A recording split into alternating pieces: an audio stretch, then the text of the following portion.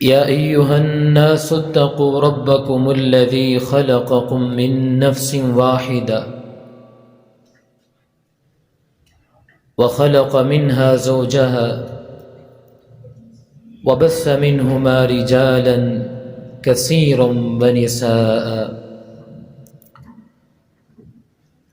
واتقوا الله الذي تساءلون به والأرحام إن الله كان عليكم رقيبا يا أيها الذين آمنوا اتقوا الله وقولوا قولا سديدا يصلح لكم أعمالكم ويغفر لكم ذنوبكم ومن يطع الله ورسوله فقد فاز فوزا عظيما أما بعد فإن أصدق الحديث كتاب الله وخير الهدي هدي محمد صلى الله عليه وسلم وشر الأمور محدثاتها وكل محدثة بدعة وكل بدعة ضلالة وكل ضلالة في النار أما بعد فأعوذ بالله من الشيطان الرجيم بسم الله الرحمن الرحيم والعصر إن الإنسان لفي خسر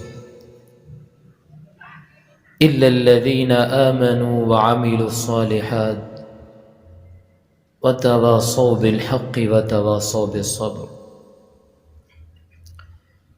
صدق الله العظيم رب اشرح لي صدري ويسر لي أمري واحلل عقدة من لساني يفقه قولي اللهم ربنا ألهمنا رشدنا وأعذنا من شرور أنفسنا اللهم أرنا الحق حقا وارزقنا اتباعه وأرنا الباطل باطلا وارزقنا اجتنابه اللهم ربنا اجعلنا من عبادك الذين آمنوا وعملوا الصالحات وتواصوا بالحق وتواصوا بالصبر آمین یا رب العالمین۔ کل حمد ثنا شکر تعریفات اللہ سبحانہ و تعالی کے لیے ہے، جو ہم سب کے خالق بھی ہیں، مالک بھی ہیں اور رازق بھی ہیں۔ لاکھوں کروڑوں درود و سلام اس نبی معظم صلی اللہ علیہ وسلم پر جو رحمت للعالمین بن کے آئے تمام جہانوں کے لیے۔ اس مختصر حمد و ثنا کے بعد لائق کے صد تکریم سامعین مکرم، آج کا ہمارا موضوع نجات کی راہ ہے۔ تاہم اس ضمن میں صرف ایک سورہ مبارکہ کے بارے میں گفتگو کریں گے جس کا مرکزی مضمون بھی یہی ہے، نجات کی راہ، یعنی سورۃ العصر۔ اس سے پہلے کہ اس سورہ مبارکہ کے بارے میں کچھ عرض کروں، چند باتیں سمجھ لینا ضروری ہے۔ سورۃ العصر یہ قرآن حکیم کی مختصر ترین صورتوں میں سے ہے۔ صرف 3 صورتیں 3 آیات پہ مشتمل ہے، سورۃ العصر، سورۃ الکوثر اور سورۃ النصر۔ 3 سے کم پہ کوئی سورہ مبارکہ مشتمل نہیں ہے۔ اور دوسرے نمبر پہ سورۃ العصر یہ قرآن حکیم کی ابتدائی صورتوں میں سے ہے۔ قرآن کا اسلوب وہ ہے جو سورہ ہود میں بیان ہوا، الف لام را کتاب احکمت آیاتہ ثم فصلت من لدن حکیم خبیر۔ ایک ایسی کتاب ہے جس کی آیات پہلے محکم کی گئی، پھر ان کی تفصیل بیان کی گئی اس ذات کی طرف سے جو حکیم بھی ہے خبیر بھی ہے۔ ابتدا میں اللہ سبحانہ و تعالی نے چھوٹی چھوٹی صورتیں نازل فرمائی، لیکن یہ چھوٹی چھوٹی صورتیں مضامین کے اعتبار سے، حکمت کے اعتبار سے، ہدایت کے اعتبار سے اسی محاورے کی مانند ہیں کہ سمندر کو کوزے میں بند کر دیا گیا۔ اور تیسرے نمبر پہ یہ سورہ مبارکہ قرآن حکیم کی جامع ترین صورتوں میں سے، مختصر ترین صورتوں میں سے ہے سورۃ العصر، ابتدائی صورتوں میں سے ہے اور جامع ترین صورتوں میں سے ہے، یعنی مضامین کے اعتبار سے اور حکمت کے اعتبار سے اور ہدایت کے اعتبار سے۔ قرآن کا موضوع ہدایت ہے۔ الف لام میم ذالک الکتاب لا ریب فیہ ھدی للمتقین۔ رمضان المبارک کی اہمیت کے بارے میں بیان کیا گیا، شہر رمضان الذی انزل فیہ القرآن ھدی للناس وبینات من الھدی والفرقان۔ قرآن یہ سائنس کی کتاب نہیں ہے، اگرچہ سائنٹیفک ریفرنسز قرآن میں ہیں۔ قرآن یہ تاریخی کتاب بھی نہیں ہے، قرآن یہ فلسفے کی کتاب بھی نہیں ہے، یہ کتاب ہدایت ہے، اور وہ ہدایت جو ہے اس سورہ مبارکہ میں مختصر ترین الفاظ میں سمو دی گئی۔ اب یہاں پہ امام شافعی رحمہ اللہ کے دو قول میں آپ کو سنا رہا ہوں جو اسی سورہ مبارکہ کے بارے میں ہے۔ امام شافعی رحمہ اللہ فرماتے ہیں لو تدبر الناس هذه السورة لوسعتهم، کہ اگر لوگ اس ایک سورہ مبارکہ پہ تدبر کریں، غور و فکر کریں، اس کی گہرائی میں اتریں، لوسعتهم، تو یہ ایک سورہ مبارکہ ہی لوگوں کی ہدایت کے لیے کافی ہو جائے۔ اور اس سے بھی بڑا قول امام شافعی رحمہ اللہ کا جو مفتی محمد عبدہ نے اپنی تفسیر میں ذکر کیا ہے، وہ فرماتے ہیں، امام شافعی رحمہ اللہ فرماتے ہیں لو لم ينزل من القرآن سواها لکفت الناس، کہ اگر اس ایک سورہ مبارکہ کے علاوہ قرآن مجید میں اللہ سبحانہ ہوا تعالی کچھ بھی نازل نہ کرتے، لکفت الناس، تو تب بھی یہ ایک سورہ مبارکہ لوگوں کی ہدایت کے لیے کافی ہو جاتا۔ اس قدر یہ جامع سورہ مبارکہ ہے قرآن حکیم کی، اور اسی جامعیت کی بنا پہ امام رازی رحمہ اللہ نے صحابہ اکرام رضوان اللہ علیہم اجمعین کا ایک قول نقل کیا ہے، کان الرجلان من اصحاب النبی صلی اللہ علیہ وسلم اذا التقیا لم يتفرقا حتى يقرأ احدهم على الاخر سورة العصر، کہ حضور صلی اللہ علیہ وسلم کے صحابہ اکرام رضوان اللہ علیہم اجمعین جب بھی وہ باہم ملتے، ملاقات کرتے، لم يتفرقا، تو وہ اس وقت تک جدا نہ ہوتے تھے، حتی یقرأ احدہم علی الآخر سورۃ العصر، جب تک وہ ایک دوسرے کو سورہ عصر کی تلاوت نہ سنا لیتے۔ کس لیے؟ تذکیر کے لیے، یاد دہانی کے لیے، ہدایت کے جملہ مراحل کو واضح کرنے کے لیے۔ ثم یسلم احدہم علی الآخر، اور پھر صحابہ ایک دوسرے کو سلام کہتے اور اپنے اپنے راستے پہ چل نکلتے۔ اور یہ سورہ مبارکہ واقعتاً اسی کی مثال ہے کہ سمندر کو کوزے میں بند کر دیا گیا۔ والعصر، زمانے کی قسم ہے۔ یہ کلام انتہائی مؤکد ہے، پہلے اللہ سبحانہ ہوا تعالی قسم کھا رہے ہیں، ذالک بأن اللہ هو الحق، ہمارا رب بغیر قسم کھائے بھی بات کرے تو حق ہے ہمارے رب کا فرمایا، لیکن تاکید کے لیے والعصر، زمانے کی قسم ہے۔ دیکھیے 3 آیات ہیں۔ والعصر، یہ کلام مفید نہیں بنتا جب تک یہ نہ بتا دیا جائے کہ کس چیز کے بارے میں قسم کھائی جا رہی، لہذا والعصر ان الانسان لفی خسر۔ اب یہ کلام مفید ہے، بات سمجھ میں آ گئی؟ زمانے کی قسم ہے، ان الانسان لفی خسر، تمام کے تمام انسان شدید خسارے میں ہے، گھاٹے میں ہے۔ اور دیکھیے پہلے اللہ سبحانہ ہوا تعالی نے قسم کھائی ہے، اور اس کے بعد ان الانسان لفی خسر، ان پھر تاکید کے لیے، لفی خسر، لام پھر تاکید کے لیے، اور خسرین تفخیم کے لیے آیا ہے کہ کوئی معمولی خسارہ نہیں ہے، کوئی 1000 2000 لاکھ 2 لاکھ کا خسارہ نہیں، بلکہ بڑے شدید خسارے میں ہے۔ والعصر، زمانے کی قسم ہے، ان الانسان لفی خسر، تمام کے تمام انسان بڑے شدید خسارے میں ہے، سوائے ان کے الا الذین آمنوا وعملوا الصالحات وتواصوا بالحق وتواصوا بالصبر، سوائے ان کے جو ایمان لائے اور جنہوں نے عمل صالح کیا، وتواصوا بالحق، اور وہ آپس میں ایک دوسرے کو حق کی وصیت کرتے رہے، حق کی تلقین کرتے رہے، وتواصوا بالصبر، اور ایک دوسرے کو صبر کی تلقین کرتے رہے۔ اب یہ ایک جملہ جو ہے اپنے ذہن اور شعور کی سطح پہ لکھ لیجئے، اپنے دل و دماغ میں محفوظ کر لیجئے، یاد کر کے جائیے۔ زمانے کی قسم ہے، تمام کے تمام انسان شدید خسارے میں ہے، سوائے ان کے جو ایمان لائے اور جنہوں نے عمل صالح کیا، نیک عمل کیا، اور ایک دوسرے کو حق کی وصیت کرتے رہے اور ایک دوسرے کو صبر کی تلقین کرتے رہے۔ دیکھیں اس جملے میں کامیابی اور ناکامی کا ایک معیار ہے جو سامنے آ رہا ہے۔ کامیابی کا ایک معیار ہمارے ذہنوں میں ہے، یہ اس سے بالکل مختلف ہے۔ ہم کسے کامیاب سمجھتے ہیں؟ جس کے پاس دولتیں بہت زیادہ ہوں وہ شخص بڑا کامیاب ہے، جس کی جائیدادیں بہت پھیلی ہوں وہ شخص کامیاب ہے، جس کی تجارتیں عروج پہ ہوں وہ شخص کامیاب ہے۔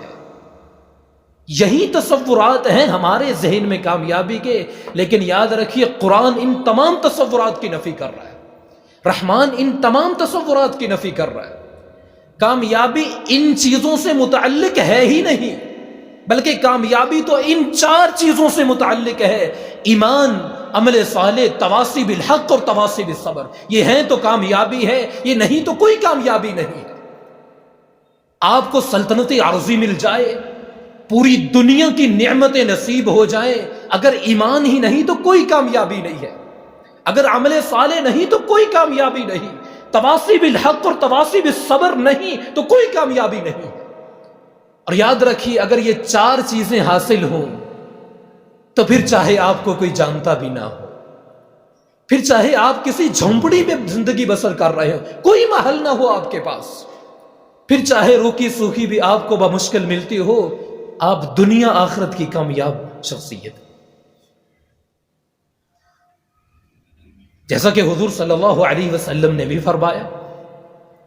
لیکن یاد رکھیے جب تک کامیابی اور ناکامی کا معیار ہمارا یہ بنے گا نہیں، ہم اسلام کے راستے پہ چل ہی نہیں سکتے۔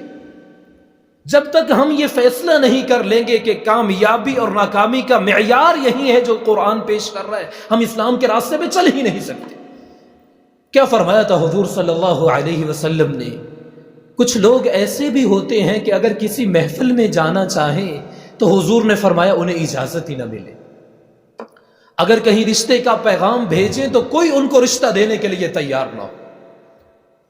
لیکن اللہ کے ہاں ان کا مقام یہ ہے کہ لو اقسم علی اللہ لابرأہ، اگر وہ بھولے سے اللہ پہ قسم بھی ڈال دے تو اللہ سبحانہ و تعالی ان کی قسموں کو بھی پورا کرتے ہیں، اللہ تعالیٰ ان کی قسموں کی بھی لاج رکھتے ہیں۔ یہ لوگ ہیں کامیاب ترین۔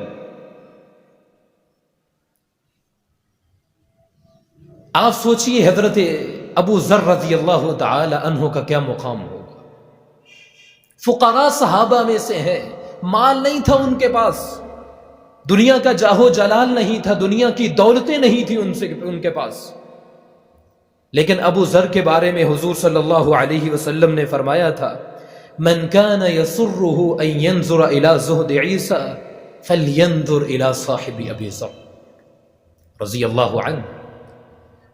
فرمایا جس بندے کو یہ بات خوش کرتی ہے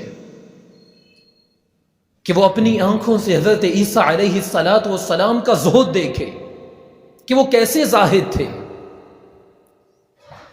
تو فرمایا فَلْيَنْظُرْ إِلَىٰ صَاحِبِ أَبِي ذر، فرمایا وہ میرے اس ساتھی ابو ذر کو دیکھے۔ خدا کی قسم یہ لوگ تھے دنیا کے کامیاب ترین انسان۔ حضرت علی رضی اللہ تعالی عنہ ان کی شادی ہو رہی ہے اور ان کے پاس اپنا کوئی گھر بھی نہیں تھا. ایک انصاری صحابی نے اپنا ایک حجرہ دیا ہے جس میں ودا ہو کے آئی ہیں سیدہ فاطمہ رضی اللہ تعالی. ان کے پاس اپنا کوئی گھر نہیں تھا، حق مہر دینے کے لیے کچھ نہیں تھا. حضور صلی اللہ علیہ وسلم نے پوچھا کہ علی کچھ ہے حق مہر دینے کے لیے؟ فرمایا حضور کچھ بھی نہیں ہے. تو فرمایا کہ وہ زرہ، اب ظاہر بات ہے جنگ کے لیے زرہ تو تھی، تو حضور نے فرمایا اسے بیچو یا گروی رکھو، حق مہر تو ادا کرنا ہے. اب مجھے بتائیے کہ اس مفلسی کی وجہ سے سیدنا علی رضی اللہ تعالی عنہ ناکام شخص تھے؟ کیا یہ غریبی اور مفلسی رکاوٹ بنی ہے ان کے اور جنت کے داخلے کے درمیان؟ لیکن واقعہ یہ ہے کہ کامیابی اور ناکامی کا یہ معیار، اس پہ ہمارا دل ٹھکتا نہیں. دل ٹھک جائے تو کیا بات ہے. جو میں کہہ رہا ہوں میرا دل بھی اس بات کی گواہی دے کہ واقعی ہی کامیابی انہی 4 چیزوں میں ہے: ایمان، عمل صالح، تواصی بالحق اور تواصی بالصبر. تو خدا کی قسم زندگی میں انقلاب آ جائے کہ جو میں کہہ رہا ہوں میرا دل بھی تو گواہی دے نا، دل بھی مانے کہ واقعی ہی ایمان میں کامیابی ہے، عمل صالح، تواصی بالحق اور تواصی بالصبر، اس میں کامیابی ہے. لیکن اب برا نہ مانے تو قرآن مجید میں ایک آیت آتی ہے کہ اے محمد صلی اللہ علیہ وسلم، جو کچھ آپ کہہ رہے ہیں کچھ بات تو ٹھیک لگتی ہے. ان نظن الا ظنا وما نحن بمستيقنين. جو کچھ آپ کہتے ہیں گمان سا ہوتا ہے کہ آپ درست فرماتے ہیں، لیکن وما نحن بمستيقنين، ہمیں یقین نہیں ہوتا. یاد رکھیے یہ یقین جب تک نہیں ہوگا تو یہ معیار اثر انداز ہو ہی نہیں سکتا ہماری زندگیوں کے اوپر. ہم اسلام کے راستے پہ چل ہی نہیں سکتے جب تک ہم دل سے تسلیم نہ کر لیں کہ واقعی ہی کامیابی انہی 4 چیزوں میں ہے: ایمان، عمل صالح، تواصی بالحق اور تواصی بالصبر. کہنے کو تو ہم کہتے ہیں جی آخرت پہ ہمارا ایمان ہے، ہم مانتے ہیں وَإِنَّ الدَّارَ الْآخِرَةَ لَهِيَ الْحَيَوَانُ، اصل گھر آخرت کا گھر ہے، اصل کامیابی آخرت کی کامیابی ہے. لیکن ہماری ساری کی ساری بھاگ دوڑ دنیا کے لیے، ہم کہاں سے کہاں تک جاتے ہیں صرف دنیا کے لیے، دنیا کے مفادات کے لیے. دین کے لیے کوشش کوئی نہیں، محنت کوئی نہیں، اس لیے کہ ہمارے سامنے تصورات کامیابی کے کچھ اور ہیں اور قرآن کامیابی کے تصورات کچھ اور پیش کر رہا ہے. والعصر، زمانہ گواہ ہے، ان الانسان لفی خسر، تمام کے تمام انسان بڑے شدید خسارے میں ہے، گھاٹے میں ہے. الا الذین آمنوا وعملوا الصالحات، سوائے ان کے جو ایمان لائے اور جنہوں نے عمل صالح کیا. وتواصوا بالحق، اور وہ ہمیشہ حق کی ایک دوسرے کو وصیت کرتے رہے. وتواصوا بالصبر، اور ہمیشہ صبر کی تلقین کرتے رہے. تو موضوع تھا ہمارا نجات کی راہ. اور یاد رکھیے نجات کے یہ منیمم تقاضے ہیں 4. اول مرحلے میں ہی وہ لوگ کامیاب ہو جائیں گے. قیامت کے روز ہی اللہ تعالیٰ فرمائیں گے ادخلوها خالدین، جاؤ میرے بندو، ہمیشہ ہمیشہ کی کامیابی ہے، جنتوں میں داخل ہو جاؤ. نجات کے یہ 4 منیمم تقاضے، لازمی تقاضے، کم سے کم تقاضے. دیکھیں یہ نہیں فرمایا گیا کہ یقیناً ان لوگوں کے درجات بہت بلند ہوں گے، اعلیٰ ہوں گے، عرفہ ہوں گے، جو یہ 4 شرطیں پوری کرے: ایمان، عمل صالح، تواصی بالحق، تواصی بالصبر. اگر یہ فرمایا جاتا تو اس کا مطلب یہ تھا کہ اس سے کم پر بھی گزارا ہو سکتا ہے. یعنی ان لوگوں کے درجات تو بہت بلند ہوں گے جو یہ 4 شرطیں پوری کریں، تو لہٰذا مطلب یہ ہے کہ اس سے کم پہ بھی گزارا ہو سکتا ہے. زیادہ بڑی جنت نہ صحیح، چھوٹی جنت ہی صحیح، اس سے کم پر بھی گزارا ہو سکتا ہے. لیکن یاد رکھیں یہاں تو فیصلہ فرما دیا گیا، والعصر، زمانے کی قسم ہے، ان الانسان لفی خسر، تمام کے تمام انسان بڑے شدید خسارے میں ہے، گھاٹے میں ہے، سوائے ان کے جو ایمان لائے اور جنہوں نے نیک عمل کیا اور حق کی وصیت کرتے رہے اور صبر کی تلقین کرتے رہے. نجات کے یہ منیمم تقاضے. ہم یہ سمجھ بیٹھے ہیں کہ صرف ایمان سے ہی نجات ہو جائے گی. بلکہ اس سے بھی آگے ایمان ہے یا نہیں ہم محمد الرسول اللہ صلی اللہ علیہ وسلم کے امتی ہیں، مسلمان ہیں، نجات تو ہو ہی جائے گی۔ یہی وہ تصورات ہیں جنہوں نے ہمیں بے عمل بنا دیا۔ مجھے بتائیے، اگر بغیر کسی محنت کے، بغیر کسی مشقت کے، بغیر کسی قربانی کے، بغیر کسی دوڑ کے جو ہے کامیابی مل جائے، نجات مل جائے، تو کس کا دماغ خراب ہے کہ وہ محنت کر رہا ہے، وہ مشقت کر رہا ہے، وہ اللہ کو راضی کرنے کی کوشش کر رہا ہے، وہ ایمان بھی لے کے آیا، ساتھ نیک اور صالح عمل بھی کر رہا ہے، اس کی تو پھر کوئی ضرورت نہ ہو۔ تو یاد رکھیے، نجات کے یہ منیمم تقاضا ہے، کم سے کم تقاضا ہے، لازمی تقاضا ہے، ایمان، عمل صالح، تواصی بالحق اور تواصی بالصبر۔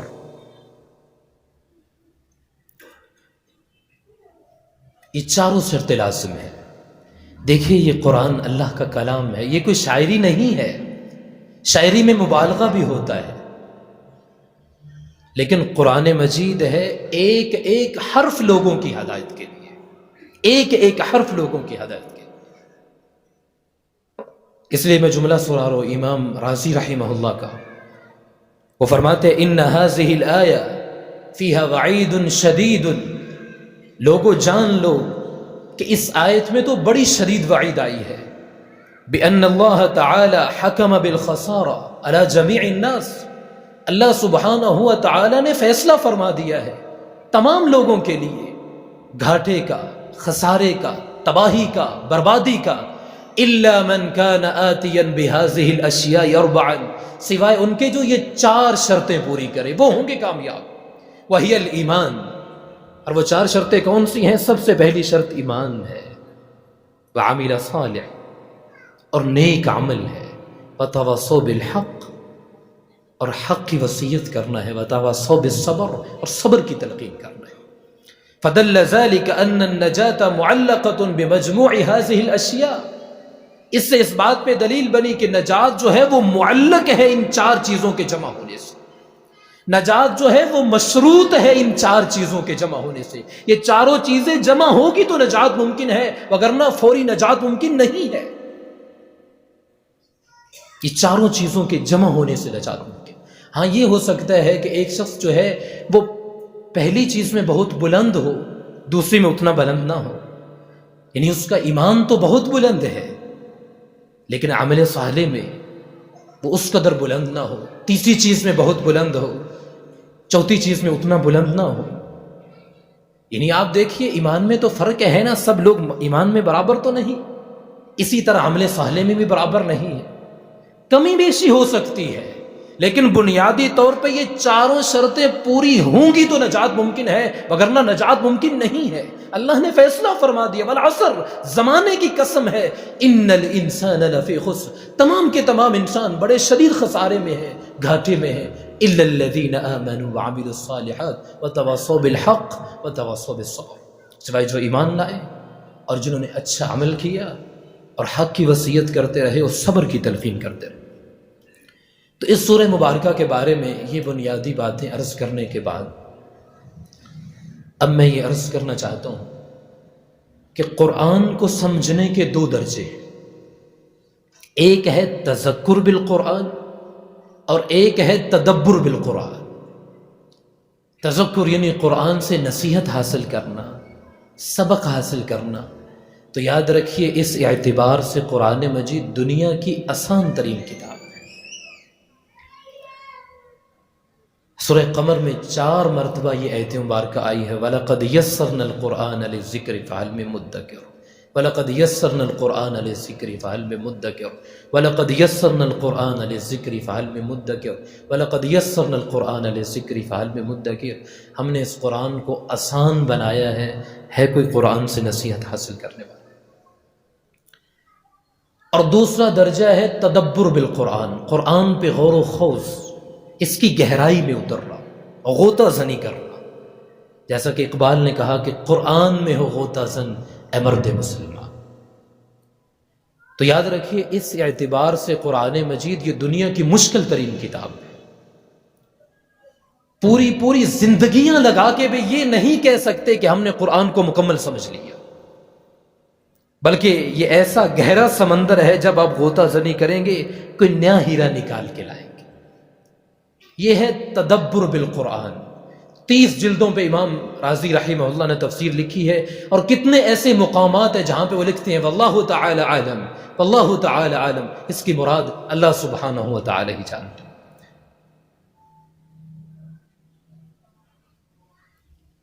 تو اب تذکر بھی سورۃ العصر یہ تو مکمل ہو گیا، سبق تو حاصل ہو گیا کہ نجات کی یہ 4 شرطیں ہیں، اور یہ چاروں کی چاروں شرطیں لازم و ملزوم ہیں۔ اب تدبر قرآن کے حوالے سے ہم گفتگو کریں گے سورہ عصر کے بارے میں، یعنی کچھ نہ کچھ ہر حرف کی گہرائی میں جانا۔ سب سے پہلے فرمایا والعصر، زمانے کی قسم ہے۔ قرآن مجید میں جو قسمیں کھائی جاتی ہیں اس سے مراد کیا ہے؟ ایک قسم ہم کھاتے ہیں اپنی کسی بات پہ اللہ سبحانہ و تعالیٰ کو بطور گواہ پیش کرتے ہیں، جو میں کہہ رہا ہوں اللہ گواہ ہے میں سچ کہہ رہا ہوں۔ ہم قسم کھاتے ہیں دنیا میں سب سے اونچی ہستی اللہ سبحانہ و تعالیٰ کی، اس لیے کہ غیر اللہ کی قسم کھانا تو ہمارے دین میں حرام ہے۔ من حلف لغیر اللہ فقد اشرک، غیر اللہ کے علاوہ جو بھی قسم کھائے گا اس نے اللہ کے ساتھ شرک کیا ہے۔ لیکن اللہ سبحانہ و تعالی وہ خالق کائنات ہے، وہ اپنی مخلوق میں سے کسی کی بھی قسم کھا سکتے ہیں۔ اور قرآن مجید میں جو بھی قسمیں کھائی گئی ہیں اس میں ایک چیز مراد ہے، شہادت، گواہی۔ لہذا معنی کیا ہوگا؟ والعصر، زمانہ گواہ ہے۔ والعصر، زمانے کی قسم ہے، زمانہ گواہ ہے۔ اور پھر صرف زمانہ نہیں بلکہ وہ زمانہ جو تیزی کے ساتھ گزر رہا ہے۔ والعصر، وہ زمانہ، اس زمانے کی قسم جو تیزی کے ساتھ گزر رہا ہے۔ غافل تجھے گھڑیال یہ دیتا ہے منادی، گردوں نے گھڑی عمر کی ایک اور گھٹا دی۔ یہ گردش ایام جو ہے یہ ہمیں موت کے قریب لے کے جا رہا ہے۔ والعصر، زمانے کی قسم ہے، وہ زمانہ جو تیزی کی طرح گزر رہا ہے، جو برف کی طرح پگھل رہا ہے۔ اور آپ کے علم میں ہے کہ عصر کے بعد جلد ہی شام ہو جاتی ہے۔ والعصر، زمانہ گواہ ہے۔ اور امام رازی رحمہ اللہ نے ایک واقعہ نقل کیا ہے کہ والعصر کے معنی کی مجھے اس وقت سمجھ آئی کہ جب میں نے بازار میں ایک برف فروش کو چیختے اور چلاتے سنا کہ لوگوں جلدی جلدی مجھ سے یہ برف خرید لو، وگرنہ میں تو تباہ ہو جاؤں گا، برباد ہو جاؤں گا، اس لیے کہ میرا سرمایہ تو پگھل رہا ہے۔ یہ برف پانی بن جائے گی تو پھر تو اس کی کوئی قدر و قیمت نہیں رہے گی۔ والعصر، زمانہ گواہ ہے، لہذا چوکانے والا انداز ہے۔ والعصر، زمانہ گواہ ہے، زمانے کی قسم ہے، وہ جو تیزی کے ساتھ گزر رہا ہے، وہ جو برف کی طرح پگھل رہا ہے۔ والعصر، زمانہ گواہ ہے۔ اور اس کا ایک اور مفہوم بھی ہے، والعصر، تاریخ انسانی گواہ ہے۔ والعصر، زمانے سے مراد تاریخ انسانی، والعصر تاریخ انسانی گواہ ہے۔ جب بھی انبیاء اور رسل کی دعوت کو مانا گیا بہترین معاشرہ قائم ہوا، بہترین سوسائٹی قائم ہوئی، بہترین نظام قائم ہوا۔ اور جب انبیاء اور رسل کی دعوت سے انحراف ہوا، تباہی آئی، بربادی آئی، اللہ کے عذاب آئے، قومیں ہلاک ہوئی۔ یاد کیجئے قوم نوح کے انجام کو، یاد کیجئے قوم مدین کے انجام کو، یاد کیجئے آل فرعون کے انجام کو۔ جب انبیاء اور رسل کی دعوت کو ٹھکرایا گیا، اللہ کے عذاب آئے، اللہ کی پھٹکار آئی، اللہ کی طرف سے ناراضگی نازل ہوئی۔ اور جب انبیاء اور رسل کی دعوت کو مانا گیا، بہترین معاشرہ قائم ہوا۔ والعصر، یہ زمانہ گواہ ہے۔ ان الانسان لفی خسر، تمام کے تمام انسان شدید خسارے میں ہے، گھاٹے میں ہے۔ اور یہاں پہ دیکھیے خسر، اگر آپ قرآن مجید کھولیں تو خسرین الف لام کے ساتھ نہیں ہے، یعنی معرفہ نہیں ہے، نکرہ آیا ہے۔ کوئی معمولی خسارہ نہیں ہے، کوئی ایک فرد خسارے میں نہیں، بلکہ ان الانسان لفی خسر، تمام کے تمام انسان بڑے شدید خسارے میں ہے، گھاٹے میں ہے، سوائے ان کے جو یہ 4 شرطیں پوری کریں: ایمان، عمل صالح، تواصی بالحق اور تواصی بالصبر۔ اب اس سے مستثنا 4 چیزیں جو ہے ان کو سمجھیے۔ سب سے پہلے نمبر پہ ایمان، اللہ پہ ایمان، اللہ کی کتابوں پہ ایمان، سب سے آخری کتاب قرآن مجید پہ ایمان، اللہ کے رسولوں پہ ایمان، سب سے آخری رسول محمد الرسول اللہ صلی اللہ علیہ وسلم پہ ایمان، بعث بعد الموت پہ ایمان، ایک دن رب کے حضور کھڑے ہونا ہے، حساب و کتاب پہ ایمان، جزا و سزا پہ ایمان، جنت اور دوزخ پہ ایمان، یہ ہے ایمانیات، یہ ہے ایمانیات۔ اور ایمان کی تعریف کیا ہے؟ اقرار باللسان، زبان سے اقرار کرنا، گواہی بھی دینا، اشہد ان لا الہ الا اللہ وحدہ لا شریک لہ واشہد ان محمدا عبدہ ورسولہ، وعمل بالجوارح، اور پھر تمہارا عمل بھی اس کے مطابق ہو۔ یہ نہیں کہ رب کو الہ مانا ہے اور قبروں کے سامنے سر جھکا رہے، رب کو الہ مانا ہے اور پتھر کے سامنے سر جھکا رہے، نہیں، وعمل بالجوارح، اقرار باللسان، اور دوسرے نمبر کے وتصدیق بالقلب، تمہارا دل بھی اس کی گواہی دے، تمہارا دل بھی تصدیق کرے کہ واقعی اللہ کے سوا کوئی الہ نہیں، اللہ کے سوا کوئی معبود برحق نہیں، تمہارا دل بھی اس کی گواہی دے اور تصدیق کرے، وعمل بالجوارح، اور پھر تمہارا عمل اس کے مطابق۔ رب کو الہ مانا ہے تو پھر اسی کے سامنے جھکتا ہے، زندگی آمد برائے بندگی، زندگی بے بندگی شرمندگی، پھر سر جھکے تو اس الہ کے سامنے، اسی خالق کائنات کے سامنے۔ یہ ایمانیات ہے۔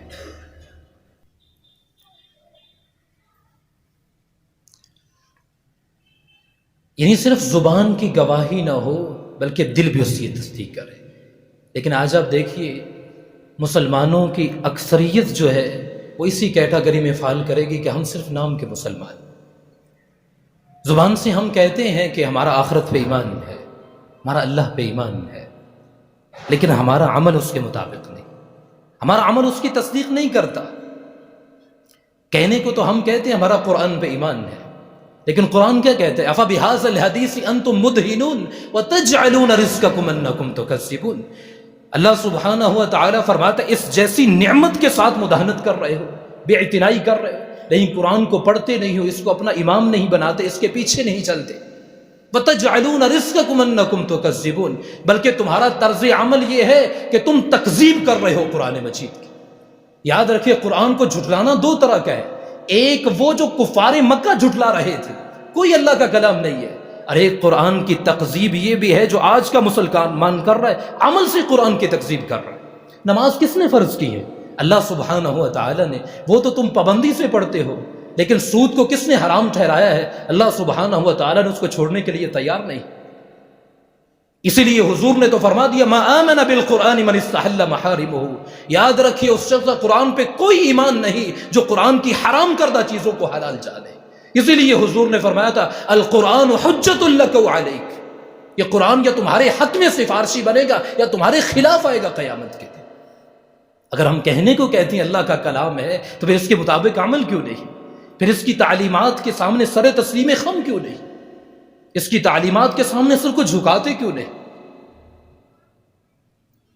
تو اللہ سبحانہ ہوا تعالی وہ یقین والا ایمان ہمیں دے۔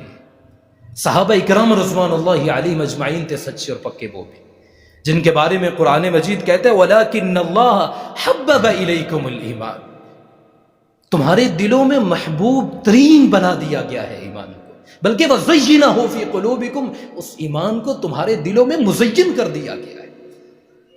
اللہ سبحانہ ہوا تعالی ہمیں بھی ایسا خوبصورت ایمان جو ہے وہ نصیب ہو۔ انما المؤمنون الذین آمنوا باللہ ورسولہ ثم لم یرتابوا، سچے مومن تو وہ تھے جو اللہ پہ ایمان لائے، اس کے رسول پہ ایمان لائے، ثم لم یرتابوا، پھر شک میں ہرگز نہیں پڑے، وجاہدوا باموالہم وانفسہم فی سبیل اللہ، اور انہوں نے اللہ کی راہ میں جہاد کیا اپنی جانوں کے ساتھ، اپنے مالوں کے ساتھ، اولئک هم الصادقون، یہ تھے سچے ایمان والے۔ اللہ سبحانہ ہوا تعالی ہمیں بھی ایسا ایمان نصیب ہو۔ اور دوسری شرط وعامل الصالحات، عمل صالح، نیک اور اچھا عمل، اور عمل صالح وہ ہے جس سے انسانی شخصیت نشو و نما پائے، اور کوشش کر کے اس مقام کو حاصل کرے جس مقام پہ اللہ نے انسان کو پیدا کیا ہے۔ اور تین، انسان کی تخلیق پہ قسمیں کھائی گئی ہیں، والتین والزیتون وطور سینین وہذا البلد الامین لقد خلقنا الانسان فی احسن تقویم، کہ بلا شبہ اللہ سبحانہ و تعالیٰ نے انسان کو بہترین سطح پہ پیدا کیا، مسجود ملائکہ بنایا، اپنا خلیفہ قرار دیا، ثم رددناہ اسفل سافلین، اور پھر نچلوں میں سے سب سے نیچے پھینک دیا گیا۔ اب یہ عمل صالح کرے گا، اب محنت کر کے اللہ سبحانہ و تعالیٰ کی رضا کو حاصل کرنے کی کوشش کرے گا، اور اس مقام کو حاصل کرے گا جس مقام پہ اللہ نے انسان کو پیدا کیا ہے۔ وما خلقت الجن والانس الا لیعبدون، فرمایا ہم نے جنوں اور انسانوں کو پیدا ہی اس لیے کیا ہے کہ وہ مجھے راضی کریں، وہ میری عبادت کریں۔ زندگی آمد برائے بندگی، زندگی بے بندگی شرمندگی۔ اس زندگی میں اگر عبادت ہے، عمل صالح ہے، تو یہ سعادت مندی کی زندگی ہے، یہ کامیابی کی زندگی ہے۔ لیکن عمل صالح نہیں تو کوئی کامیابی نہیں، پھر یہ شرمندگی ہی شرمندگی۔ اب جو شخص اس کے لیے محنت کرے گا، کوشش کرے گا، وہ اپنے مقام کو حاصل کر لے گا۔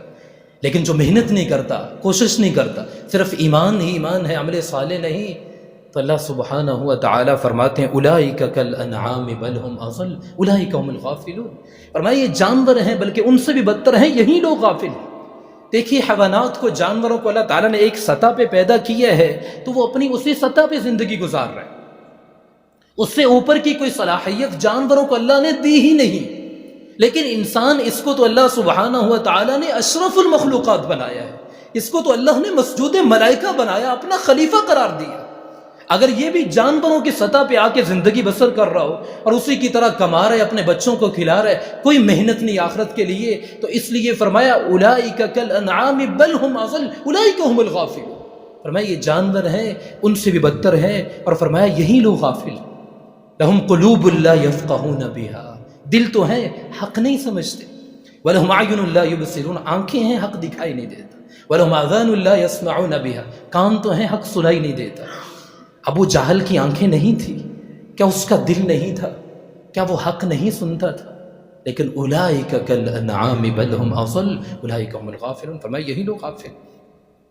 تو دوسری شرط لازم نجات کے لیے وعامل الصالحات، نیک اور اچھا عمل، یہ نماز ہے، زکوٰۃ ہے، حج ہے، روزہ ہے، یہ تمہارے ہی فائدے کے لیے ہے کہ تمہاری شخصیت صحیح رخ پہ پروان چڑھے، قیامت کو وہ مقام حاصل کر سکو جس مقام پہ اللہ نے تم کو پیدا کیا ہے۔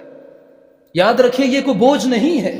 دیکھیں آپ پہاڑی علاقے میں سفر کرتے ہیں تو جگہ جگہ پہ بورڈ لگے ہوتے ہیں کہ یہاں پہ سپیڈ کم کرے، وگرنہ آگے ٹرن ایسا آ رہا ہے کہ سپیڈ کم نہ ہو، سیدھا کھائی میں جا گرو گے۔ تو اب کوئی شخص کہے کہ ایسے خواہ مخواہ پابندیاں لگا رکھی، مجھے ڈرائیونگ کرنی نہیں آتی، تو کیا انجام ہوگا؟ عبادات جو اللہ نے فرض کی ہیں یہ ہمارے اوپر کوئی بوجھ نہیں، یہ ہماری ہی شخصیت کی نشو و نما کے لیے ہے کہ صحیح رخ پہ پروان چڑھے، قیامت کو وہ مقام حاصل کر سکو۔ وَوُجُوهٍ يَوْمَئِذٍ مُسْفِرَةٌ ضَاحِكَةٌ مُسْتَبْشِرَةٌ، بارونق چہروں کے ساتھ آؤ، الصَّلَاةُ نُورٌ، تمہارے چہرے پہ بھی نور ہو، تمہارے دل بھی منور ہو نور سے۔ ایسی کامیابی حاصل کرنے کے لیے یہ عمل صالح دیا ہے، وعامل الصالحات۔ زندگی آمد برائے بندگی، شیخ سعدی نے سچ کہا تھا، زندگی آمد برائے بندگی، زندگی بے بندگی شرمندگی۔ اگر اس میں عبادت نہیں، عمل صالح نہیں، تو یہ شرمندگی ہی شرمندگی۔ اور تیسری شرط وتواصوا بالحق، حق کی وصیت کرتے رہنا، حق کی تلقین کرتے رہنا۔ اور یاد رکھیے ایمان اور عمل صالح کا لازمی نتیجہ ہے۔ دیکھو اگر تم اہل ایمان ہو، دیکھو اگر تم صالح عمل بھی کر رہے ہو تو تمہاری شخصیت سے نیکی نکلتی کیوں نہیں؟ لوگوں کو تم سے اچھائی ملتی کیوں نہیں؟ اور یاد رکھیے شرافت اور مروت کا بھی تقاضا ہے کہ اگر آپ خود آ رہے مسجد میں نماز پڑھنے کے لیے تو اپنے بیٹے کو کیوں نہیں لے کے آتے؟ اپنی اولاد کو کیوں نہیں لے آتے نماز کے لیے؟ تم خود نمازی ہو تو تمہاری اولاد نمازی کیوں نہیں؟ وتواصوا بالحق، حق کی وصیت کرتے رہنا، حق کی تلقین کرتے رہنا۔ اور اس تواصی بالحق کے لیے کئی ایک اصطلاحات آئی ہیں قرآن مجید اور احادیث نبی صلی اللہ علیہ وسلم۔ سب سے پہلے اصطلاح تبلیغ ہے، پہنچانا۔ حضور کو حکم ہوا یا ایھا الرسول بلغ ما انزل الیک من ربک، اے رسول پہنچائیے جو کچھ آپ پہ نازل ہوا ہے آپ کے رب کی طرف سے۔ اور حضور نے ہمیں حکم دیا بلغوا عنی ولو آیا، پہنچائیے لوگوں تک اگر جو تمہارے پاس ایک آیت کا ہی علم کیوں نہ، اس کو بھی پہنچائیے۔ بلکہ خطبہ حجۃ الوداع کے موقع پہ تو حضور صلی اللہ علیہ وسلم نے یہ فرما کر فَلْيُبَلِّغُ الشَّاهِدُ الْغَائِبُ، یہ ذمہ داری تا قیامت امت کے سپرد کر دی ہے. اب پہنچاؤ جو یہاں موجود ہے ان تک جو یہاں موجود نہیں ہے. تو یہ سب سے پہلی اصطلاح ہے تبلیغ، پہنچانا. ہم دین کو پہنچائیں گے تو اس سے دین پھیلے گا، اس سے اسلام پھیلے گا. اور دوسری اصطلاح ہے دعوت. ایک ہے پہنچانا، ایک ہے لوگوں کو اللہ کی طرف بلانا، دعوت دینا. وَمَنْ أَحْسَنُ قَوْلًا مِّمَّنْ دَعَا إِلَى اللَّهِ وَعَمِلَ صَالِحًا. اس شخص سے بہتر بات کس کی ہو سکتی ہے جو لوگوں کو اللہ کی طرف بلاتا ہے، اللہ کے راستے کی طرف دعوت دے رہا ہے. وَعَمِلَ صَالِحًا، اور خود بھی نیک عمل کرنے والا. حضور کو حکم ہوا ادعو الى سبیل ربک بالحکمہ والموعظۃ الحسنہ وجادلہم باللتی ہی احسن. پکاریے، بلائیے اپنے رب کے راستے کی طرف، بالحکمہ، حکمت کے ساتھ، دنائی کے ساتھ، والموعظۃ الحسنہ، اچھی نصیحت کے ساتھ. قرآن سب سے بڑا واعظ ہے، قرآن سب سے بہترین نصیحت ہے. وجادلہم باللتی ہی احسن، اور ان کا بحثوں سے مجادلہ بھی ہو تو اس طرز پر جو بہت عمدہ ہو، عمدگی سے گفتگو کرے. قل هذه سبیلی ادعو الی اللہ علی بصیرہ، کہہ دیجئے یہ میرا راستہ ہے، میں لوگوں کو اللہ کی طرف بلا رہا ہوں. ادعو الی اللہ، میں لوگوں کو اللہ کی طرف بلا رہا ہوں. علی بصیرہ، پوری بصیرت کے ساتھ. یہ ہے دعوت پیش کرنا. اسی کے لیے تیسری اصطلاح آتی ہے امر بالمعروف اور نہی عن المنکر. یہ تواصی بالحق ہے، لوگوں کو نیکی کا حکم دینا، لوگوں کو گناہ سے منع کرنا. امر بالمعروف، نیکی کا حکم دینا، نہیں عن المنکر، منکرات کے آڑے آنا، منکرات کو روکنا، بدی کو روکنا. اگر قوت و طاقت میسر ہو تو بزور بازو روکنا. اسی کے لیے الفاظ آئے حدیث مبارکہ صلی اللہ علیہ وسلم. صحیح مسلم میں حدیث ہے ابو سعید خدری رضی اللہ تعالیٰ عنہ، حضور نے فرمایا من رأى منکم منکرا فلیغیرہ بیدہ. تم میں سے جو شخص بھی بدی کو دیکھے، برائی کو دیکھے، منکر کو دیکھے، اس پہ فرض ہے کہ اسے بزور بازو روکے. اس کو طاقت میسر ہے تو اسے روکے، اپنے ہاتھ سے روکے. یغیر کا مطلب بدلنا، ہاتھ سے بدلنا مراد طاقت سے بدلنا، مراد اس اقتدار و اختیار سے بدلنا جو اللہ نے اس کو عطا کی ہے. فَإِن لَّمْ يَسْتَطِعْ فَبِلِسَانِهِ، ہاتھ سے روکنے کی طاقت نہیں تو زبان سے ضرور اچھی نصیحت سے باز کرو. فَإِن لَّمْ يَسْتَطِعْ فَبِقَلْبِهِ وَذَلِكَ أَضْعَفُ الْإِيمَانِ، اور اگر یہ بھی نہیں تو دل میں برا جانو. دل میں برا جانو، اور یہ ایمان کا کمزور ترین درجہ ہے. یعنی کم از کم دل میں کڑن تو ہو، کم از کم تمہاری نیند میں خلل تو آئے. اور اگر یہ کڑن بھی نہیں تو اس کے لیے الگ سے حدیث میں الفاظ آئے ہیں وَلَيْسَ وَرَاءَ ذَلِكَ مِنَ الْإِيمَانِ حَبَّةُ خَرْدَلٍ. فرمایا اگر یہ کڑن بھی نہیں تو اس کے بعد تو ایک رائی کے دانے کے برابر بھی ایمان نہیں ہے. اگر تم برائی کو دیکھو، بدی کو دیکھو، منکرات کو دیکھو اور تمہارے احساسات پہ جوں بھی نہ رینگے، تم بدی کو دیکھو، برائی کو دیکھو اور تمہیں صدمہ تک نہ ہو کہ میرے ہاتھ میں کیوں طاقت نہیں کہ میں اسے اپنے ہاتھ سے روکوں، تو یاد رکھیے اگر یہ کیفیت بھی نہیں، تمہاری نیند میں بھی خلل نہیں آ رہا اور منکرات پھیلی جا رہی ہیں، تو یاد رکھیے پھر ایک رائی کے دانے کے برابر بھی ایمان نہیں ہے. صحیح مسلم کی حدیث، اور یہ فتویٰ کس کا ہے؟ حقیقی مفتی اعظم محمد الرسول اللہ صلی اللہ علیہ وسلم کا فتویٰ ہے، جس کا فتویٰ کوئی رد نہیں کر سکتا. نیکی کا حکم دینا، برائی سے منع کرنا، تواصی بالحق. اور اسی کے لیے چوتھی اصطلاح ہے شہادت علی الناس، لوگوں پہ حجت قائم کر دینا کہ قیامت کو اللہ کے دربار میں کہہ سکو کہ اللہ ہم نے تیرا دین پہنچا دیا تھا. اور یہاں پہ آ کے یہ دعوت کا سلسلہ جو ہے اس کی کڑی ملتی ہے نبوت و رسالت کے ساتھ. رسول کیوں بھیجے گئے؟ وَكَذَلِكَ جَعَلْنَاكُمْ أُمَّةً وَسَطًا، اور ہم نے تم کو بہترین امت بنایا ہے. لِيَكُونُوا شُهَدَاءَ عَلَى النَّاسِ، تاکہ تم لوگوں پہ گواہ ہو جاؤ. وَيَكُونَ الرَّسُولُ عَلَيْكُمْ شَهِيدًا، اور رسول تم پہ گواہ ہو جائے. یاد رکھیے عبادت رب کے بعد شہادت علی الناس یہ اہم ترین ذمہ داری ہے، یہ اہم ترین ذمہ داری ہے جو امت کے سپرد کی گئی ہے. اس کی نزاکت کو جانیے کہ بالفرض اگر رسول بھی اللہ کا پیغام نہ پہنچاتے تو اللہ کے ہاں وصول ہو جاتے. یا ایھا الرسول بلغ ما انزل الیک من ربک فإن لم تفعل فما بلغت رسالہ. اے حضور اگر آپ نے یہ فریضہ ادا نہ کیا تو آپ نے اس کا حق ادا نہیں کیا. لیکن حضور نے تو پہنچا دیا، انہوں نے تو یہ پیغام امت تک پہنچا دیا، اور اب یہ ذمہ داری شہادت علی الناس کی امت کے سپرد کر کے تشریف لے گئے. اس لیے کہ حضور صلی اللہ علیہ وسلم کی رسالت جو ہے وہ دائمی ہے. وَمَا أَرْسَلْنَاكَ إِلَّا كَافَةً لِلنَّاسِ بَشِيرًا وَنَذِيرًا. اے حضور نہیں ہم نے آپ کو بھیجا بلکہ پوری نوع انسانی کے لیے بشیر اور نذیر بنا کے بھیجا. اب یہ ذمہ داری کون ادا کرے گا؟ یہ ذمہ داری امت کے سپرد کی گئی ہے. اور اس کی نزاکت کو سمجھیے کہ اگر امت یہ فریضہ ادا نہیں کرتی تو پوری دنیا کی گمراہی اور کا وبال ان کے سر آئے گا. فَكَيْفَ إِذَا جِئْنَا مِن كُلِّ أُمَّةٍ بِشَهِيدٍ وَجِئْنَا بِكَ عَلَىٰ هَٰؤُلَاءِ شَهِيدًا. اس دن کیا حال ہوگا کہ جس دن ہر امت میں سے ہم ان کے خلاف ایک گواہ کھڑا کریں گے. اور نبی صلی اللہ علیہ وسلم ہم آپ کو گواہ بنا کے لائیں گے ان کے خلاف. کیوں؟ اس لیے کہ حضور صلی اللہ علیہ وسلم فرمائیں گے کہ اے میرے رب میں نے تیرا پیغام پہنچا دیا تھا. خطبہ حجۃ الوداع کے موقع پہ حضور صلی اللہ علیہ وسلم نے پوچھا صحابہ سے الا هل بلغت؟ بلا یا رسول اللہ، کیوں نہیں؟ حضور فرمائیں گے بے کم و کاست اے اللہ میں نے تیرا پیغام پہنچا دیا تھا. اب ان کے ذمہ تھا، ان کی ذمہ داری تھی کہ یہ تیرا پیغام باقی رہتی دنیا تک پہنچاتے.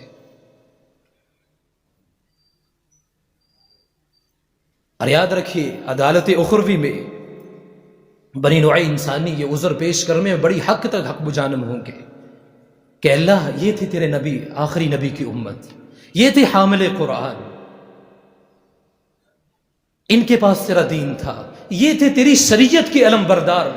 نہ انہوں نے وہ دین ہم تک پہنچایا نہ اس پہ خود عمل کیا، بلکہ تیری کتاب اور تیرے نبی صلی اللہ علیہ وسلم کی تعلیمات پہ خزانے کے سانپ بن کے بیٹھ گئے. کیا بنے گا اس دن؟ خدا کی قسم میں تمہاری خیر خواہی کا حق ادا نہ کر پاؤں گا اگر میں تمہیں متنبع نہ کر دوں کہ اگر یہیں ہار رہا تو قیامت کو لینے کے دینے پڑ جائے گی. یہ عمل صالح بھی وہاں پہ کام نہیں آئے گا، بلکہ حضور صلی اللہ علیہ وسلم نے تو یہاں تک فرمایا اوحى اللہ عز وجل الى جبریل علیہ السلام ان اقلب مدینۃ کذا وکذا باہلھا. حضور فرماتے ہیں اللہ تعالیٰ نے وحی کے ذریعے جبریل کو یہ حکم دیا کہ فلاں فلاں بستیوں کو ان کے رہنے والوں کے اوپر الٹ دیا جائے. تو حضور فرماتے ہیں اس پہ حضرت جبریل علیہ السلام نے عرض کی یا رب ان فیہم عبدک فلان لم یعصک طرفۃ عین. اے اللہ ان بستیوں کو ان کے رہنے والوں کے اوپر الٹ دو، ان میں تو ایک تیرا فلاں بندہ بھی ہے لم یعصک طرفۃ عین، جس نے ایک آنکھ پلک جھپکنے جتنی دیر بھی تیری معصیت میں نہیں گزاری، نافرمانی میں نہیں گزاری. اب دیکھیے یہ گواہی دینے والے کون ہیں؟ حضرت جبریل علیہ السلام. اور کن کی جناب میں گواہی دی جا رہی ہے کہ جہاں ابو جہل بھی جھوٹ نہیں بول سکتا. قال فقال، اس پہ حضور نے فرمایا، اللہ سبحانہ و تعالی فرمائیں گے اقلبها علیہ وعلیہم، الٹو ان بستیوں کو پہلے اس بدبخت کے اوپر اور پھر ان کے اوپر. فإن وجهه لم يتمعر في ساعة قط، اس لیے کہ میری حمیت اور غیرت کی وجہ سے کبھی اس کے خون نے جوش نہ مارا تھا، کبھی اس کا چہرہ بھی سرخ نہ ہوا تھا. فإن وجهه لم يتمعر في ساعة قط. ان بستیوں میں منکرات کی اشاعت ہوتی رہی، بدی پھیلتی رہی، منکرات ہوتی رہی، اللہ کی بغاوت ہوتی رہی، اور یہ لگا رہا اپنے ذکر و فکر میں لگا رہا اللہ اللہ اللہ. اقلبها علیہ وعلیہم، الٹو ان بستیوں کو پہلے اس بدبخت کے اوپر اور پھر ان کے اوپر. فإن وجهه لم يتمعر في ساعة قط، اس لیے کہ میری حمیت اور غیرت کی وجہ سے کبھی اس کی نیند میں بھی خلل نہ آیا تھا، میری حمیت اور غیرت کی وجہ سے کبھی اس کے خون نے جوش نہ مارا تھا. دیکھیے اگر ہم بدی کو دیکھیں، برائی کو دیکھیں اور ہماری نیند میں بھی خلل نہ آئے اور ہم اس کو بدلنے کی کوئی سعی نہ کریں تو پھر ہمیں اپنے ایمان کی فکر کرنی ہوگی. حضور نے فرما دیا تھا وَلَيْسَ وَرَاءَ ذَلِكَ مِنَ الْإِيمَانِ حَبَّةُ خَرْدَلٍ، دل میں کڑن بھی نہیں تو اس کے بعد تو ایک رائی کے دانے کے برابر بھی ایمان نہیں. یہ ہے تواصی بالحق. اللہ سبحانہ و تعالی اس فریضے کو ادا کرنے کی ہمیں توفیق سے نوازے. اور چوتھی اور آخری شرط وَتَوَاصَوْا بِالصَّبْرِ، ایک دوسرے کو صبر کی تلقین کرتے رہنا. اسی میدان میں اگر دعوت کے میدان میں، تبلیغ کے میدان میں آپ نکلے ہیں، اللہ کی راہ میں نکلے ہیں، تو اس میں آزمائشیں بھی آئیں گی، اس میں لوگ باتیں بھی کریں گے، ان کے اوپر صبر کرنا. اور کئی ایک معنوں میں آیا ہے یہ لفظ بھی، الصبر علی الطاعہ، اللہ کی اطاعت گزاری پہ صبر کرنا، اللہ کی اطاعت پہ صبر. سخت سردی کا موسم ہے، ٹھنڈا پانی ہے، پھر بھی مکمل وضو کر کے نماز ادا کرنا، یہ اللہ کی اطاعت پہ صبر کرنا ہے. جون جولائی کی گرمی ہے، 14 گھنٹے کا مہینہ ہے، رمضان آ رہا ہے، رمضان المبارک کے روزے رکھنا یہ اطاعت گزاری پہ صبر کرنا ہے. اور حضور نے تو فرمایا تھا وَهُوَ شَهْرُ الصَّبْرِ، یہ ہے ہی صبر کا مہینہ۔ اسی طرح الصبر علی المعصیہ، اللہ کی معصیت اور نافرمانی کے مقابلے میں اپنے آپ کو روکے رکھنا، یہ بھی صبر ہے۔ کیا کچھ نہیں کیا تھا زلیخا نے حضرت یوسف علیہ السلام کے ساتھ؟ دیکھیے آدھی دنیا کا حسن بھی اللہ نے عطا کیا تھا، اور حضور نے تو یہاں تک فرمایا الکریم ابن الکریم ابن الکریم یوسف بن اسحاق بن یعقوب بن ابراہیم، آدھی دنیا کا حسن بھی تھا سیدنا یوسف علیہ السلام کے پاس، اور دعوت دینے والی بھی عزیز مصر کی بیوی۔ لیکن قرآن کیا کہتے ہیں وَلَقَدْ هَمَّتْ بِهِ وَهَمَّ بِهَا لَوْلَا أَن رَأَىٰ بُرْهَانَ رَبِّهِ، یہ ہے الصبر علی المعصیہ، معصیت کے مقابلے میں صبر کرنا۔ اور بات جب اس سے آگے بڑھی تو سیدنا یوسف علیہ السلام فرمانے لگے قال رب السجن احب الی مما يدعوننی الیہ، اے اللہ مجھ سے وہ جیل بہتر ہے اس چیز سے جس کی طرف یہ عورتیں مجھے دعوت دے رہی۔ اور تیسرے نمبر پہ الصبر علی الاستقامہ، دین کے اوپر ثابت قدم رہنا، اس کے اوپر صبر کرنا، یہ وہ صبر ہے جو حضور صلی اللہ علیہ وسلم کے صحابہ کر رہے تھے۔ مکہ میں جب ظلم ہو رہا تھا، حضور صلی اللہ علیہ وسلم کو خود تلقین ہو رہی ہے فاصبر کما صبر اولو العزم من الرسل، اے محمد صلی اللہ علیہ وسلم صبر کیجئے جس طرح ہمارے اولو العزم پیغمبروں نے صبر کیا۔ کیا سیدنا نوح علیہ السلام نے 950 برس تک صبر نہیں کیا؟ اور پھر حضور صلی اللہ علیہ وسلم جو ظلم ہو رہا ہے حضرت عمار پر، ان کے والد یاسر پر اور ان کی بیوی سمیہ پر ابو جہل کر رہا تھا، تو حضور بھی تلقین کر رہے ہیں صبرا یا آل یاسر فإن موعدکم الجنہ، صبر کیجئے اس کے بدلے میں جنت ہے۔ دنیاوی زندگی میں آزمائشیں تو آئیں گی، وَلَنَبْلُوَنَّكُمْ بِشَيْءٍ مِّنَ الْخَوْفِ وَالْجُوعِ وَنَقْصٍ مِّنَ الْأَمْوَالِ وَالْأَنفُسِ وَالثَّمَرَاتِ وَبَشِّرِ الصَّابِرِينَ، یہ نہیں ہو سکتا۔ دنیاوی زندگی میں ہم آزمائیں گے خوف کے ساتھ، بھوک کے ساتھ، مال اور ثمرات اور پھلوں کی کمی کے ساتھ، لیکن وبشر الصابرین، صبر کرنے والوں کے لیے خوشخبری، الذین اذا اصابتهم مصیبہ قالوا انا للہ وانا الیہ راجعون۔ دنیاوی زندگی میں کوئی تکلیف آئے، آج بھی دیکھیے خوف سا ہے، مہنگائی ہے، تو کیا بنے گا؟ کیا بنے گا؟ جو اللہ سبحانہ و تعالی جانوروں کو کھلا رہے ہیں، اپنے سامنے جھکنے والوں کو محروم کر دیں گے۔ اور اسی لیے حضور صلی اللہ علیہ وسلم نے تو فرمایا تھا، ترمذی کی حدیث ہے، سیدنا ابو ہریرہ راوی ہیں، حضور فرماتے ہیں ان اللہ تعالی قال، بلا شبہ اللہ سبحانہ و تعالی فرماتے ہیں یا ابن آدم تفرغ لعبادت، اس کا بھی حل دیا ہے۔ اللہ سبحانہ و تعالی فرماتے ہیں اے میرے بندوں میری عبادت کے لیے اپنے آپ کو فارغ کرو۔ ملأت صدرک غنى، فرمایا میں تمہارے دل کو غنی کر دوں گا، تمہارے دل کو بادشاہ بنا دوں گا۔ وسد فقرک، اور میں تمہاری فقیری کو دور کر دوں۔ یاد رکھیے ہماری فقیری دور نہیں ہو سکتی جب تک ہمارا رب ہماری فقیری کو دور کرے۔ اور یہی وجہ حضور نے تو فقراء صحابہ میں سے ابو ذر، ان سے پوچھا کہ ابو ذر کیا مال کی زیادتی کو دولت مندی کہتے ہو؟ فرمایا نعم یا رسول اللہ۔ تو فرمایا مال کی کمی اس کو فقیری سمجھتے ہو؟ فرمایا نعم یا رسول اللہ۔ تو حضور نے فرمایا نہیں، انما الغنا غنى القلب، اصل دولت مندی دل کا غنی ہونا ہے، والفقر فقر القلب، اور اصل فقیری دل کی فقیری۔ اس لیے حارث محاسبی کہا کرتے تھے کہ قناعت کرنے والا بادشاہ ہے چاہے وہ بھوکا ہی کیوں نہ ہو۔ قناعت کرنے والا جس کو اللہ نے قناعت دی ہے، تھوڑے پہ بھی صبر کرنے والا ہے، فرمایا یہ بادشاہ اگرچہ بھوکا ہی کیوں نہ ہو۔ اور فرمایا حریص شخص، طمع اور لالچ اور بھوک ہے جس کی آنکھوں میں، فرمایا یہ فقیر ہے اگرچہ بادشاہ ہی کیوں نہ ہو۔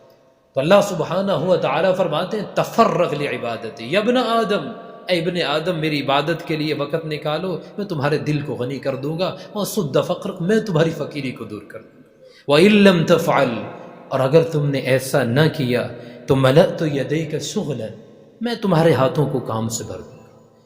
پھر تمام گھر کے افراد بھی کام کریں گے تو ضرورتیں پوری نہ ہوں گی۔ وَلَمْ أَصُدَّ فَقْرَكَ، تمہاری فقیری کبھی دور نہ ہوگی۔ اس عبادت کے لیے وقت نکالیے۔ زندگی میں آزمائشیں تو آئیں گی، کبھی کوئی آزمائش کبھی کوئی آزمائش، ان پہ صبر کرنا ایک لازمی شرط بھی ہے نجات کی۔ وَتَوَاصَوْا بِالْحَقِّ وَتَوَاصَوْا بِالصَّبْرِ۔ اللهم ربنا اجعلنا من عبادك الذين آمنوا وعملوا الصالحات وتواصوا بالحق وتواصوا بالصبر۔ سبحان ربك رب العزة عما يصفون وسلام على المرسلين والحمد لله رب العالمين۔